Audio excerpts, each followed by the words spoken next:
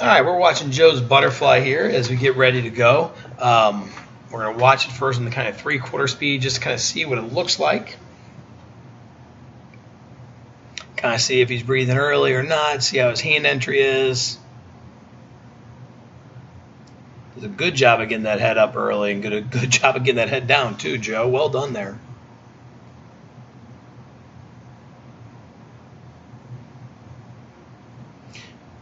Got a good strong kick all the way through. There's 2-beat kick, Joe. I mean, we're seeing a lot of good things. One of the things while you're looking at the videos, do make sure also to go back and look at the notes that are in the email as well. Those notes are from Lynette and I. We take some time to watch this and we look at some of the things that we can see we want to work on, a couple of things that we see that you're doing really well. I love having you in the group because you're really working really hard. Definitely got to work on not taking that last stroke into your turn. Your butterfly looks pretty strong, but you don't want to be quite so close to that wall as you were on that turn. You didn't really get a good full stroke. We definitely need to streamline, right? But good job of not breathing off the wall. All right, so we got a couple things we need to look at here. Let me rewind it again here, and we'll get started. All right, so as we take it frame by frame, the first thing we're going to talk about here is how wide your hands are. I mean, that's a good straight arm here and here. But the one thing I want you to look at, and it's hard to see right here, so let's see if we can kind of zoom in. But you can kind of tell your palms are facing straight down. All right, we want to make sure, and this is the first time I've tried to zoom, so if it didn't work, my apologies. But we want to make sure those thumbs are down and not quite so much palms down as they are. All right, so you want to have your pinkies up and your thumbs down just a little bit better. And I think if you can work on that, what happens when you have the palms down, you tend to make more struggles on your shoulders. If you can go pinkies down or your thumbs down and your pinkies up, you're actually going to be able to grab a lot more water earlier on. So good, but let's keep on working the thumbs. Now the other thing we really like is you're entering shoulder width apart.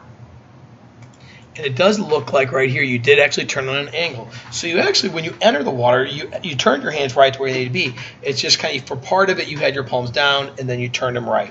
So make sure you just keep thumbs up, thumbs down, pinkies up all the way through. But good hand entry there. We like shoulder width apart all the way through. That looks great.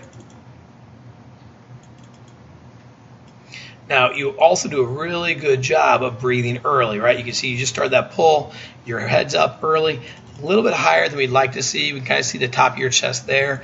You can kind of see that your chin, your mouth is a little bit too far above the water. So try to make sure you work on just keeping your shoulders right above the water and your chin right at the water depth. You don't want to come up quite so high there. But a great job of getting your head down before your hands enter. So that's good. The whole way through, Joe, you got a great 2-beat kick. Could be a little bit stronger, a little bit bigger, but it's a great 2-beat kick the whole way through. So we like that a lot. I think, in watching your fly, and I think from what Lynette sees too, you've got some good butterfly. We both think that as you get stronger, you're going to be able to hold this tempo better and better. I think as you kind of see in the next 2 videos, they're not. It doesn't look quite as good as this did right here. And I think that is just a matter of being tired, because I know it was a lot of quick fly in a short period of time, right? But good job. Great kicking all the way through here. Now,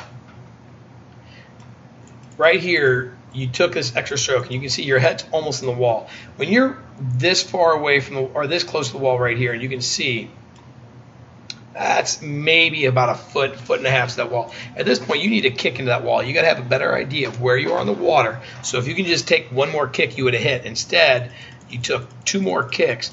You did an extra pull, and as you can kind of see, you're all over that wall. So your hands are touching way wide here and here instead of the shoulder width apart, which is where I think we're going to see a lot of good strength.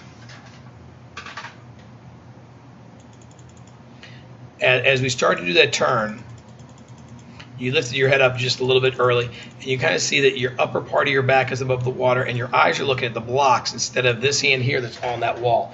Make sure you look at that hand that's on the wall at all times. Don't look up at the block. There's no reason to look up there.